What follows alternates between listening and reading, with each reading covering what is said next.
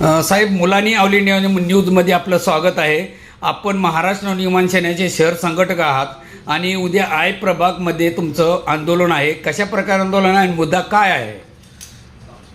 जय महाराष्ट्र. मी सुरेश जाधव, वसई शहर संघटक. विषय असा आहे की उद्या प्रभाग समिती आयमध्ये आमचे बेमुदत धरणे आंदोलन आहे. विषय असा आहे की महानगरपालिकेच्या प्रभाग समिती आयच्या कार्यक्षेत्रातील नरवीर चिम्माजी अप्पा मैदानास लागून असलेल्या नाल्यावरील सिमेंट कॉन्क्रीटचा स्लॅब कमकुवत आहे. ही महानगरपालिकेने सांगितलेलं आहे, नोटीस लावलेली आहे आणि तिकडे असलेली खाऊगली पण हटवण्यात आलेली आहे. पण विषय असा आहे, आता यांच्याकडनं असं सांगितण्यात आलं आहे की जे ग्राउंड आहे YMCनी आता असं सांगण्यात येईल की YMC कडनं काही कंटेनर त्यांना देण्यात येणार आहे, म्हणून आता तिथे एक अँगल टाकून त्या गटारावरती बांधकाम चालू आहे.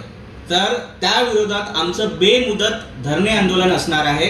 जोपर्यंत ते बांधलेलं काम काढल्या जात नाही तोपर्यंत आम्ही आमची आंदोलनावरती ठाम असणार आहे. आणि मी सहसंघटक म्हणून, वसई सहसंघटक म्हणून मी वसईचे सर्व पदाधिकारी व महाराष्ट्र सैनिकांना विनंती करतो की उद्या मोठ्या संख्येने आपल्याला उपस्थित राहायचं आहे आणि आंदोलन हा यशस्वी करायचं आहे. तुर्तास जय हिंद, जय महाराष्ट्र.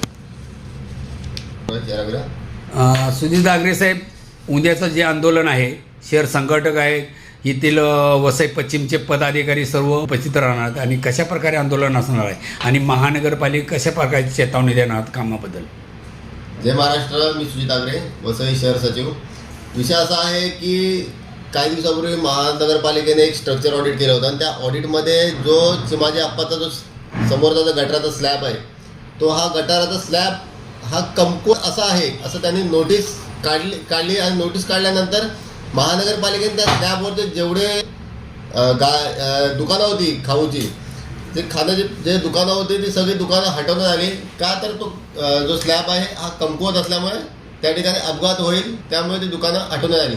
परंतु आज महानगरपालिका या ठिकाणी जे मैदान आहे, YMCA मैदान आहे, त्या मैदानाच्या अनुषंगाने आज ठिकाणी ते लोक कंटेनर आणून या ठिकाणी स्टेडियम टाईप ते बनवण्याचा प्रयत्न चालू आहे. तसेच या ठिकाणी वाचनालयसुद्धा आहे महानगरपालिकेचं. आज वाचनालय आहे, त्या वाचनालयामध्ये मुलं अभ्यास करायला येतात. आज जर त्या ठिकाणी कुठला अपघात झाला त्याला जबाबदार कोण असेल? महानगरपालिका असेल. तर माझी एवढीच विनंती आहे की हे जे गटारावरती जेवढं बांधकाम जे आज चालू आहे, ते कंटेनर उभे करतात, हे कंटेनर त्वरित काढण्यात यावे.